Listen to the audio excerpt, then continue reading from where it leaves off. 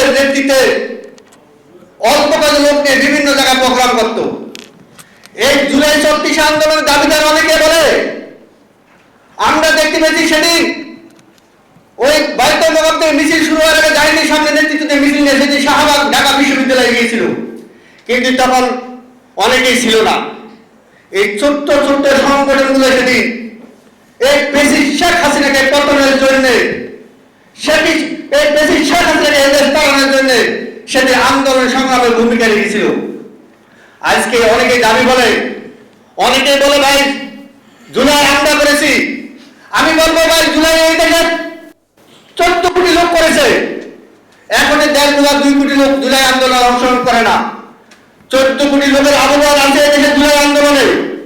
কোন ব্যক্তি বা কোন গোষ্ঠীর জন্য নয়, কোন ব্যক্তি বা কোন গোষ্ঠীকে ক্ষমতা বা কালকে মন্ত্রী এমপি উপদেষ্টা বানানোর জন্য জুলাই আন্দোলন হয় না। জুলাই আন্দোলন ছিল প্রেসিডেন্ট শেখ হাসিনার স্বৈরাচার শাসনের বিরুদ্ধে।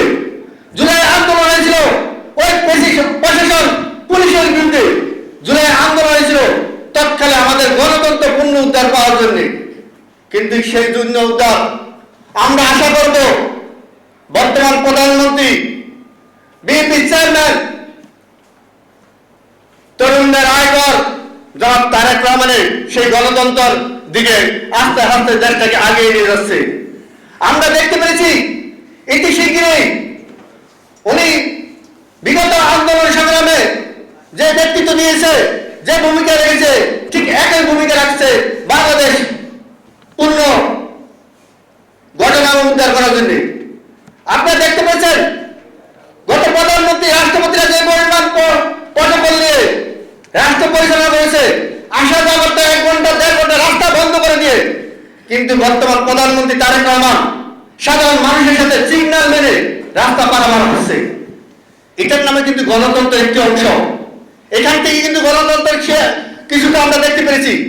আমরা দেখতে পেরেছি উনি যে ওয়াদা দিয়েছিল নির্বাচন আগে যে 4 কোটি লোককে ফ্যামিলি কার্ড দেওয়া হবে, উনি কিন্তু সেটা বাস্তবায়ন করা শুরু করেছে।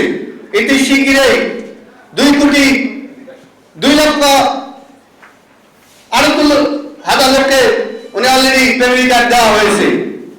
উনি বলেছিল সরকারি কোনো কিছু ঘোষণা দিলে সেটার থেকে সরে আসার সুযোগ নাই।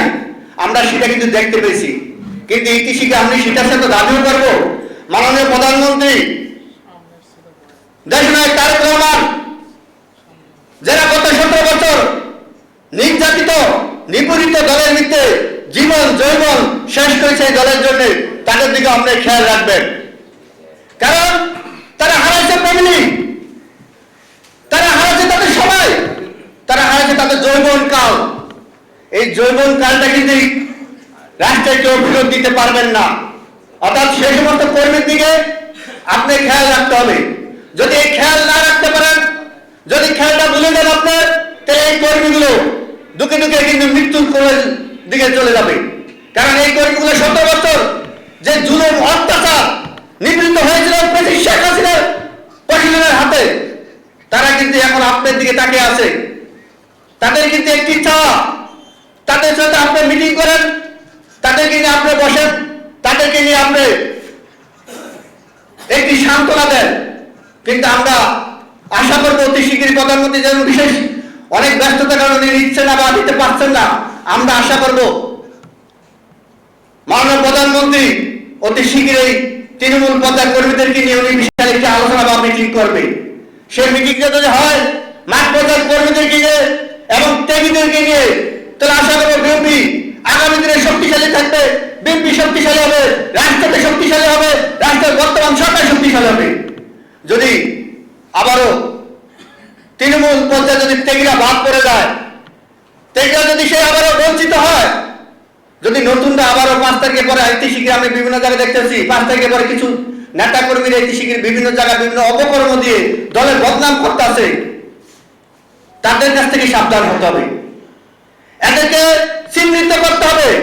এরা দলের দুদিনে ছিল না, এরা দলের সুদিনে এসে দলকে বদনাম করার জন্য, দলকে বিপদে পালানোর জন্য, সেটা কিন্তু চিহ্নিত করতে হবে। এটা যদি চিহ্নিত করতে পারেন, আপনি যে বাংলাদেশকে মদিনার সনদে চালাইতে চেষ্টা করতেছেন, যে বাংলাদেশের সবাই বাংলাদেশ করার চেষ্টা করতেছেন সেটা সফল হবেন। বাংলাদেশে ইতিহাসে আমরা দেখতে পাচ্ছি বিএনপির ভিতরে কিছু আছে মুনাফেক, যারা আপনাকে আপনার লক্ষ্য প্রচার জন্য বাধাগ্রস্ত হবে। বাংলাদেশে বর্তমান সংসদ কিছু মুনাফেক সংসদ সদস্যরা ঢুকছে, যারা আপনার লক্ষ্যকে বারবার বাধা হয়ে দাঁড়াবে, যারা আজকে আপনার সমর্থনার আগে বলে ওই সংসদের সামনে নেতা কর্মীদের জড়ো হইতে।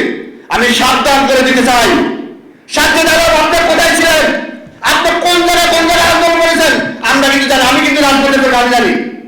আপনি কত টাকার মালিক হয়েছেন 17 মাসে, সেটা কিন্তু আমাদের কাছে নিউজ আছে।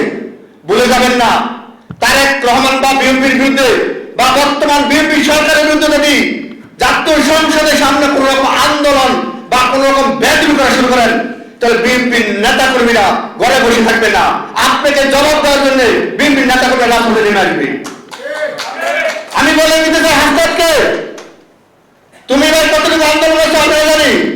তোমরা ঢাকা বিশ্ববিদ্যালয়ের বাইরে ছিল না, কিন্তু ঢাকা বিশ্ববিদ্যালয়ের যাত্রাবাড়িতে ওই রামপুরাতে এই পয়েন্টগুলোতে আন্দোলন কেন করেছে। তোমরা আজকে এমপি হয়েছ, তোমরা এমপি কিভাবে হয়েছ আমি জানি। ব্যক্তিগতভাবে আমি আমার কাছে প্রমাণ আছে তোমরা এমপি কিভাবে হয়েছ, অর্থাৎ সাবধান হয়ে যাও। তোমরা অনেকে এমপি কিভাবে হয়েছে, সরকারের কোন রাস্তাতে এমপি হয়েছ আমাদের কাছে তথ্য আছে। অর্থাৎ কথা বলার আগে তারেক রহমানের বিরুদ্ধে কথা বলার আগে 100 বার ভেবে নিবা।